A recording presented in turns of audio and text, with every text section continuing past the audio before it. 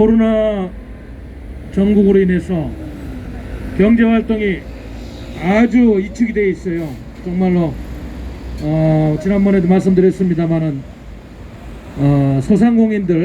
소상공인들의 70% 점포주들은 폐업을 고려하고 있을 정도로 경제가 위축되어 있는데, 이러한 암울한 상황에서 대한민국 경제 발전의 축을 담당해온 대기업까지 경제활동에 위축을 가하는 법률을 지금 코로나 전국에서 국회가 통과시켜가지고 지금 직면한다면 나락으로 떨어지고 있는 대한민국 경제는 더 참혹한 현상을 맞을 것이다. 논리적으로 봐도 시기가 좋지 않아요.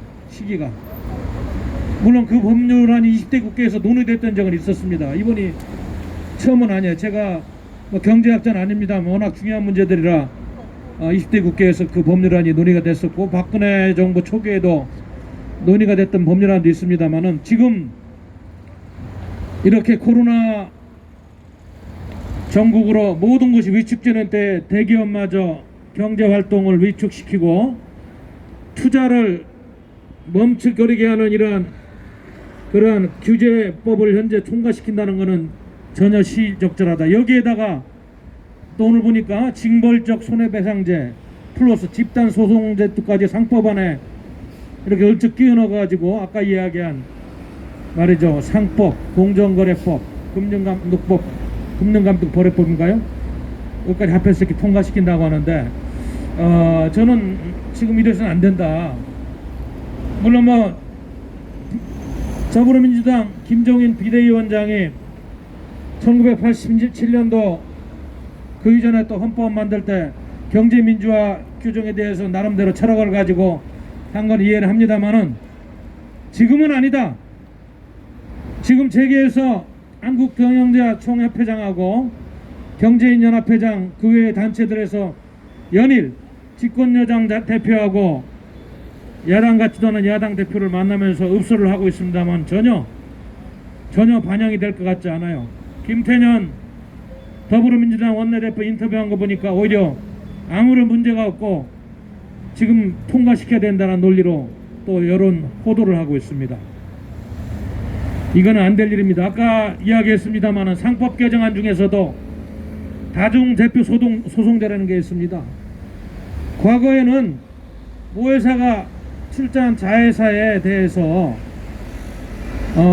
특정한 그런 비율 이상의 주주액을 가진 사람만이 대리로 이렇게 소송할 수 있었습니다만, 지금은 자회사가 모회사에 손해를 끼쳤다고 판단하면 모든 주주를 한 주를 갖던 서너 주를 갖던 모든 주주들이 다중대표로 소송을 통해 가지고 이 모회사에 물론 배임 행위라든지 상행위 활동을 규제할 수 있는 이런 좋은 취지는 있습니다만, 이렇게 되면 경제활동을 위축시키고 누구도 책임지고 적극 나서서 일자리 만드는 작업을 하지 않을 거예요. 이거를 지금 코로나 전국에서 간과하면 안 될 겁니다. 그리고 감사위원 분리선출제, 이거는 말이죠, 얼마 전에 삼성전자에도 외국계 투기 자본이 들어와서 경영권에 침대한 아주 침해를 겪은 그런 사례가 있지 않습니까?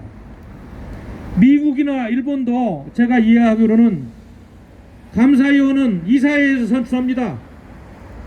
주주총회에서 외국 투기 자본이 자본가들이 힘을 합해가지고 대주주의 그 영향권 행사를 3%로 묶어놓고 주주총회에서 선출하는 사례는 없어요.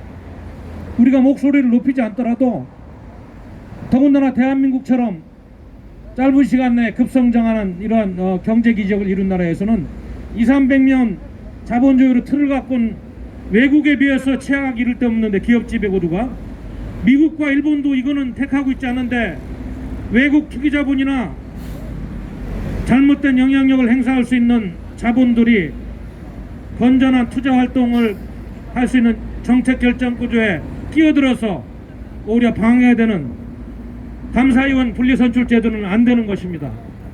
과거에는 사회 감사위원 2명은 그렇게 안 하는 걸로 했는데, 다 이제 그렇게 감사위원을 분리해서 선출해서 모든 영향력을 실질적으로 가장 많은 지분을 가진 대기업의 어떤 오너로부터 뺏어가겠다는 이런 발상이다 이렇게 이야기하지 않을 수가 없어요. 그래서 걱정하는 거고요.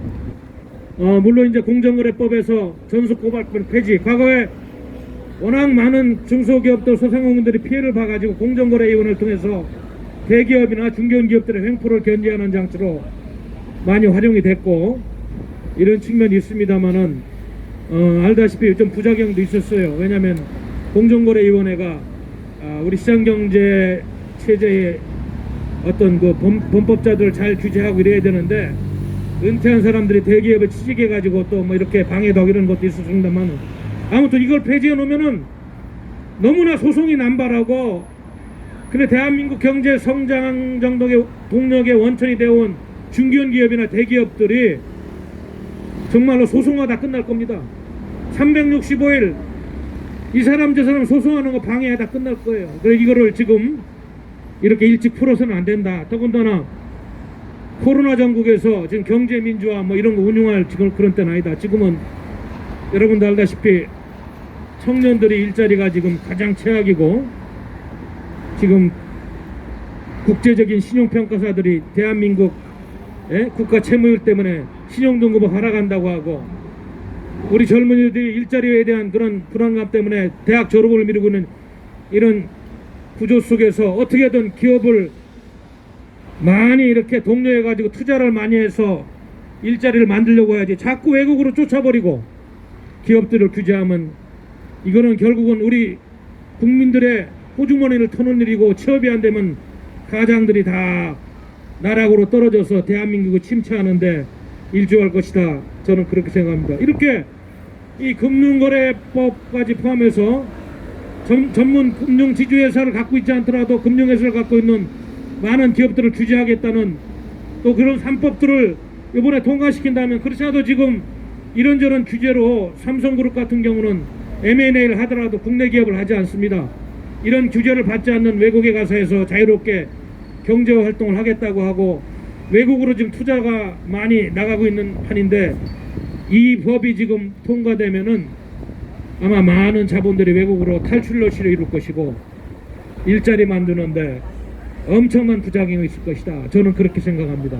이거는 경제학자가 아니더라도 제가 정치학자를 보더라도 지금은 더 토론하고 이것이 그렇게 필요한 거라면 아직은 더 재계와 그리고 시민사회 그리고 사업을 하는 현장에 기업가들을 모아서 더 토론하고 문제점을 조목조목 짚어보는 시간이 필요하다.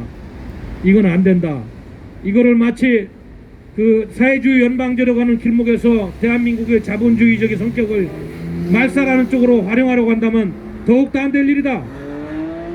그래서 김종인 국민의힘 비대위원장은 자신의 고집만 이야기하지 말고 큰 그림을 보고 조그만 경제 이론으로 그렇게 할 것이 아니고 대한민국이 처한 지금 경제의 현실 그리고 좌절하고 있는 젊은이들의 미래에 대한 암울한 전망 일자리 한 개라도 만들어야 되겠다는 철박한 심정에 대해서 또 고민해보고 이번 정기국회에서는 필사저지해서 통과시키지 말아야 되겠다.